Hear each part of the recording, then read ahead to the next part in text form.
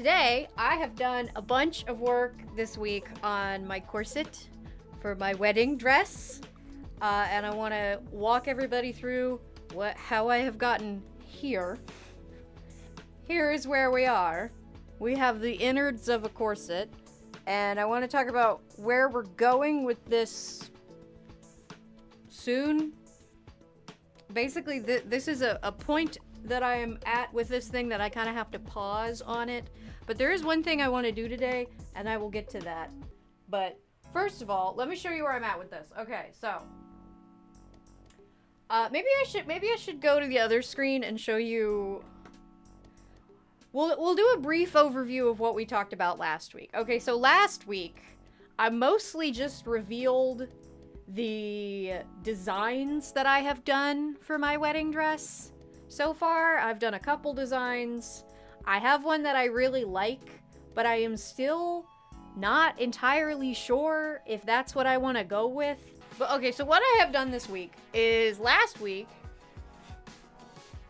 I cut out the pieces for this. This is a little bit of a pattern mock-up, which I didn't even really need to do because I have made this specific corset pattern probably 1, 2, 3, 4, at least 4 times. This would be the fifth or sixth time I have used this corset pattern that I made for myself. That is my favorite corset pattern. It was originally for my Sakizo Diamond, but it's just the best fitting one I've ever made. And first I want to talk about, obviously, there's a deep V happening here that I've just decided that I really want. And I have done a bunch of weird stuff that I don't usually do for corsets to try and make this V work without mesh in here. Like without having some kind of like, you know how like on wedding dresses, when they have a deep cutout, they almost always have that mesh right there. And frankly, I don't think it looks very good. I get why they do it. You kind of have to. And even with all of this structure that I have put into this, I do think this might need some mesh. But I'll tell you what I did to try and not use the mesh. So this thing is, the entire thing besides the center panel is 3 separate layers of fabric, all flatlined together. So this here is literally just the structural layer. I have not done the outside layer yet, and I will get to why. But every single one of these pieces I cut out of cotton duck cloth, interfacing, and cotton muslin. The cotton muslin is on the inside. That's what will face my skin. The reason I flatlined all of these together is because, funny story about the interfacing I put in this, I think it's the 808 Craft Fuse. I think it's the one that Cosmic Cotier uses for bows. Is it Cotier? Coterie? Coterie? It's Coterie, isn't it? Does anyone know what I'm talking about? Cosmic Coterie, they're like a Sailor Moon group. They are who I learned how to make loop bows from, and I always say coterie wrong, and I'm pretty sure it was in, I think that word might be used in either Fire and Blood or The Way of Kings, because I feel like I recently read it in a book, and I was like, oh, that's how you say it. Well, audiobook. Anyway, so I have a bunch of interfacing that I bought. I like it was on sale on Joann's. I bought a bunch of it, and I put it in my garage, and it's like iron-on interfacing, right? And I don't know what happened to this interfacing, but the glue doesn't work anymore, and I don't know if that is because I stored it in the garage, the heat from the garage like activated the glue, and the glue just doesn't work anymore. But it has some kind of powder on it now that it didn't have when I bought it, and it was over by my like work table, like my cutting table. And so it either has dust from the glue just like activating and not sticking to anything, or it has dust from like cutting PVC pipe and on it on the work table that's next to it. Either way, the interfacing doesn't work as iron-on interfacing anymore, and so it was just flatlined in between them. But also, if you're gonna make a corset, cotton duck cloth, it's not itchy, but it's kind of rough. And this is for a thing that I'm going to wear for a long time on the day that I'm going to wear it. So I decided to have just regular cotton on the inside. Oh, and these, I should talk about these. The reason there's black lacing on the back is these are my mock-up lacing strips. If you're into making corsets, you should just go ahead and make yourself a pair of mock-up lacing strips. This is literally just a piece of microsuede with grommets in it, and then there's only one steel bone in here, and it's even just barely put together. But it's just basted in here so that I can try it on without having to do the final install on the grommets, because the grommets should be like the last, if not the second to last thing you do on a corset. But yeah, those are, okay. So it's duck cloth interfacing and regular cotton on the inside. But then the center panel is actually 2 layers of the duck cloth. So it's those 3 layers on the bottom, so what everything else is, and then there's an extra layer on top because I did 2 like internal bones right through here. So the bottom, it almost looks like a regular boning channel that's been sewn in between. So like those bones are in between 2 different layers of duck cloth. And then the bones fan out to be right next to this cutout. But then I have like a 1/2 inch of space to put the binding. I don't think the binding is going to go right there, because every time I have tried this on... Oh, and then the other thing is something I never do, because this enters the realm of bra making. I've put an underwire in this thing to try to give it like the this way tension help that it might need to keep this part from gaping too much, and it doesn't gape too much on its own. Like, it's not fully tied, but it gapes about this much, which I'm cool with. It totally covers my boobs. I put it on.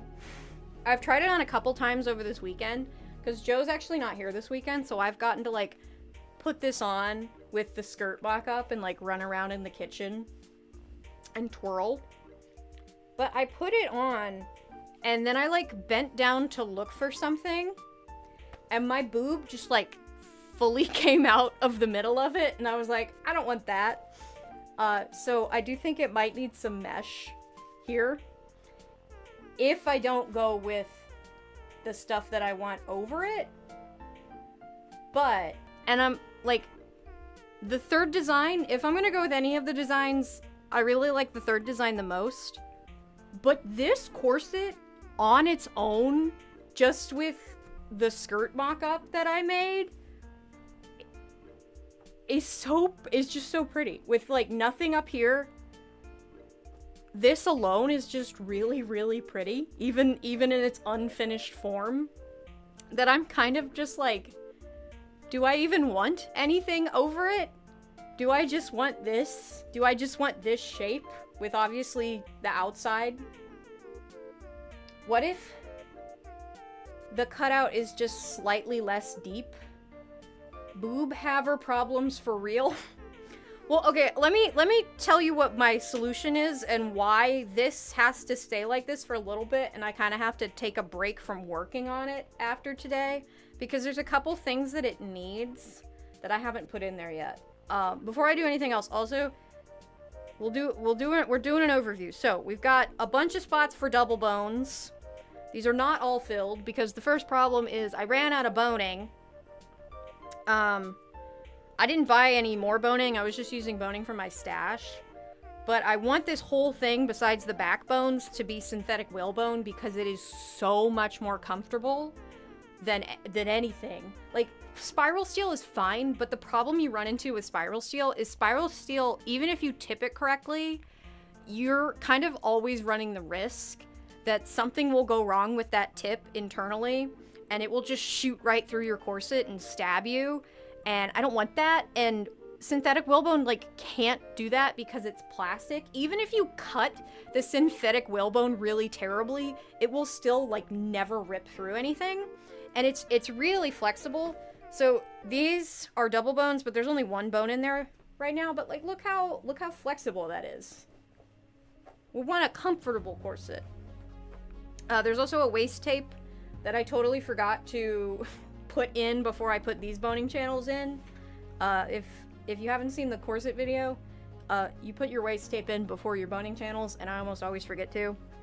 Sometimes I just completely forget the waist tape entirely. It's not a super necessary thing, but if you want the corset to stay the same size in the waist forever, then you should do a waist tape. Also, a thing I forgot to do is I forgot that seasoning was a thing, and I did lace it all the way when I shouldn't have been doing that because it's not done. So it's got a couple wrinkles in it, but I don't mind a little bit of wrinkle in a corset, and you really shouldn't see that on my body, especially when there's another layer over it. So I'm waiting for Bones to actually bone it, and then I have ordered some corsetry mesh because I think my solution here in the middle is, and this corsetry mesh is basically like a nude colored, non-stretch, like finely woven fabric. And I think like I need something here to hold it together, and I think that's what the corsetry mesh is going to be. However, the problem is, how the do I bind this part? How do I finish this edge when this has corsetry mesh on it? Like, presumably what I could do is this could get bound, like all of this gets bound, and then the mesh goes over the binding, and then or rather maybe just this gets bound, the mesh goes over it, and then the top layer goes on. The top layer gets bound to the structural layer on the top and bottom, but not here. And then the top layer just like gets tacked in here, maybe. But the other thing I thought about, I'll show you my tree. So I printed this out. I drew this. Here's my tree. I have a whole bunch of stuff with this. Like, I'll have a whole lot of stuff planned for this. But I printed this out so that I could take a piece of scrap wall and see how this looked. So a beaded tree sheer on top, and then like a silky, like this part would just kind of be silky. And then maybe like we just have the outermost like sheer layer have beaded tree on it that goes over the cutout, so that holds it together and is pretty, and you still see the cutout, but then something's holding it, but it's not like a, oops, I have to have like that awkward like line. You know, the thing I hate with the mesh on most wedding dresses is there's like that straight line, because I feel like they usually use power mesh, which is valid, but then it's straight. But if I'm using a non-stretch, finely woven corsetry mesh, I might be able to have it cut more like a sweetheart, so then the sheer part is just sort of forming the sweetheart, holding it in, and then the beading is making it all become sort of one part. Would you do white beads or ones with a metallic or AB effect? AB, absolutely. If you don't know, AB beads are like, here, I have some. These are AB rhinestones. Anyway, AB rhinestones are just like very, very sparkly. But yeah, I would probably do white and clear AB beads to make the tree. And maybe some like white on white embroidery, not timbre, because I hate timbre. I thought about that. I thought about how I was like, okay, if it's right here and you're working with sheer fabric, you're going to have to make sure those stitches are all behind the beads. And for a second I was like, am I going to have to timbre embroidery it? And I hate timbre embroidery. I hate it. And I don't want to do it. I did get I won't go on a rant about timbre embroidery. I just can't do it, and it pisses me off that I can't do it. Aren't there also bras with V wires? See, that's the other thing. That is the nuclear option what I would call the only way is to, instead of using, like, this here is synthetic whalebone. What would actually keep this in place with no mesh in the center at all is to have a V wire right there. And that, you don't have to, like, get a specialty wire. You can just get a wire with a high enough gauge to put a wire right there that's a V that would hold it together. But I learned several years ago from doing a cosplay of Momo from My Hero Academia, her like standard red suit with the big cutout. When I made that, it was made of faux leather vinyl, and I had like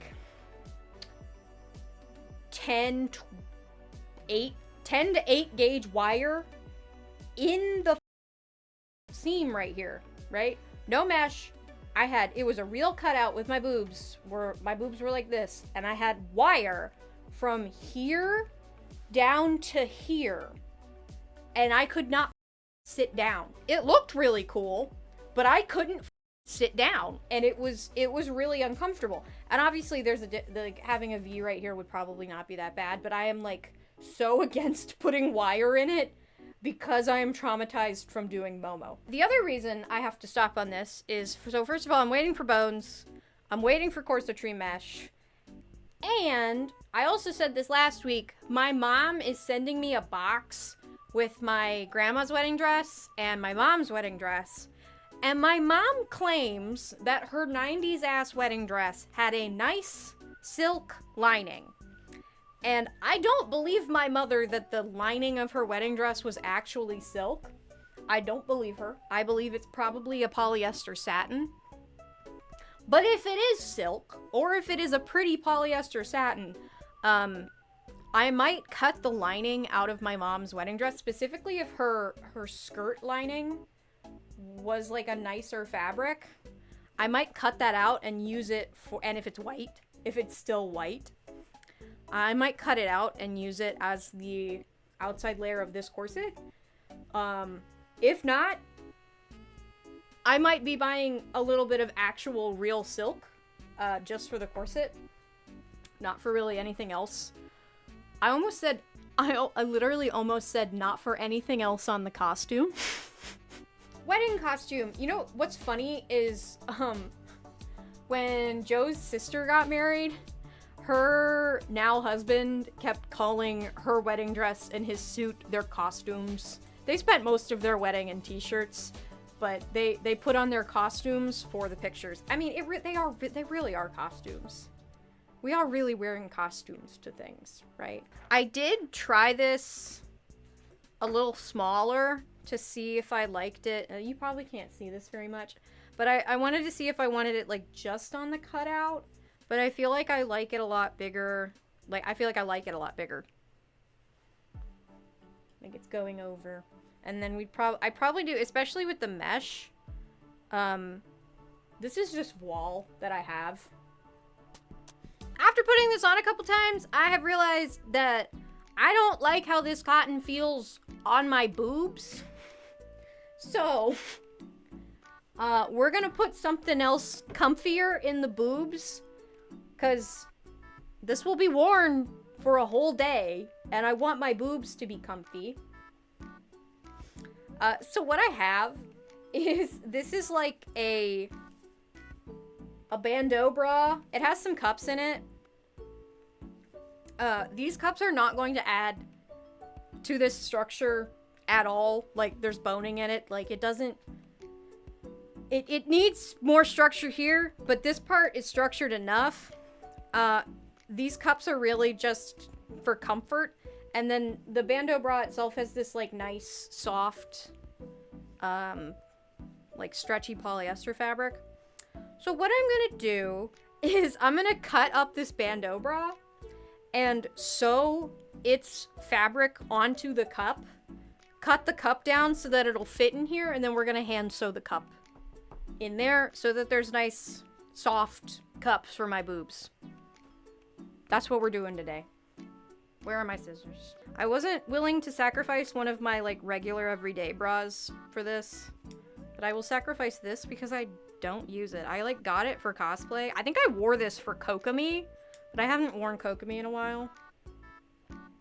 So we're getting rid of her. All right.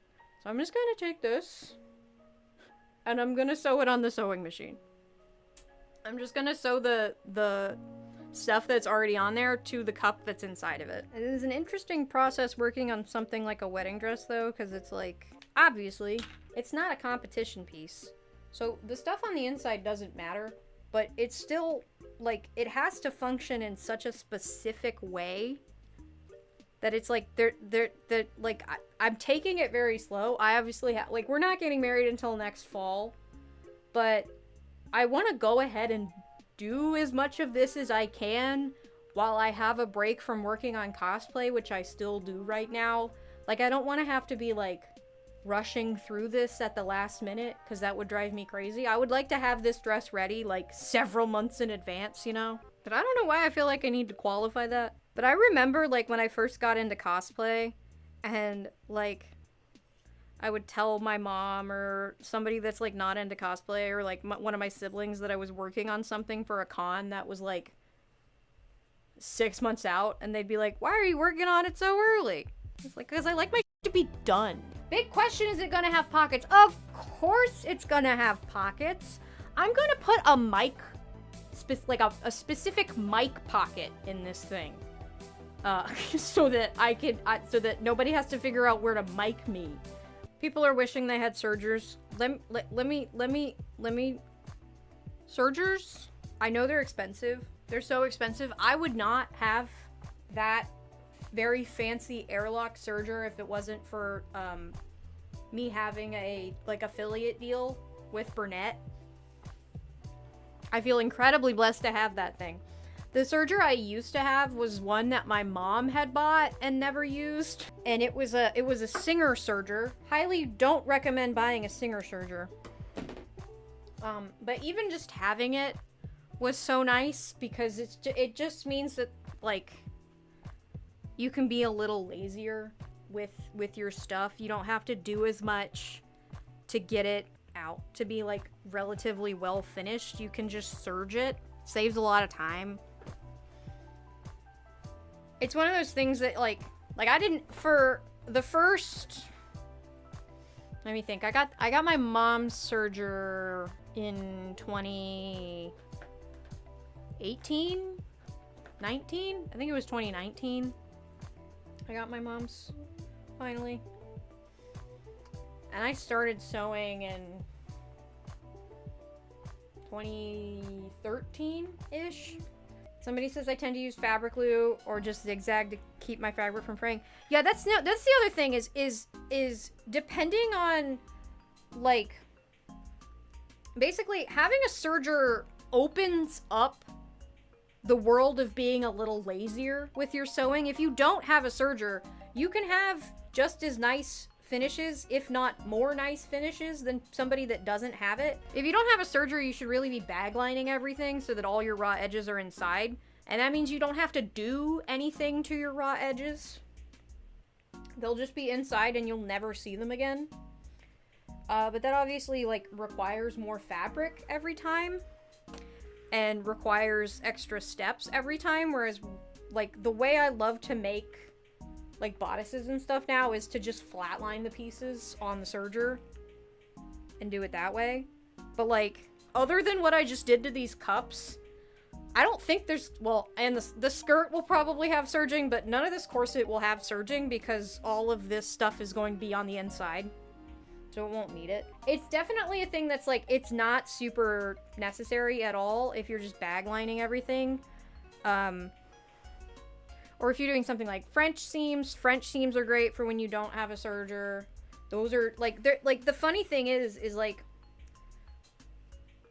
most of the nicer finishes are done without a serger. A serger is, like, a lesser finish than, like, if you just serge your seams and sew them together versus if you French seam them. The French seam is, like, nicer and prettier on the inside and the outside. Thanks for watching this year-old Patreon stream re-upload. If you want to see the Patreon streams actually live or in full, then you can check out my Patreon because you can get access for just $1 a month. And a big thank you to Mel, or Pocket Leaves, who's editing these streams down for me so I can focus on my main channel videos. You can check out Mel's work on either their channel Pocket Leaves or Pocket Cons, and sometimes you'll even see me in their con vlogs. It's a special occurrence when it happens. But as always, if you're just watching, liking, commenting, subscribing, then you're supporting this channel too. So thank you. Bye!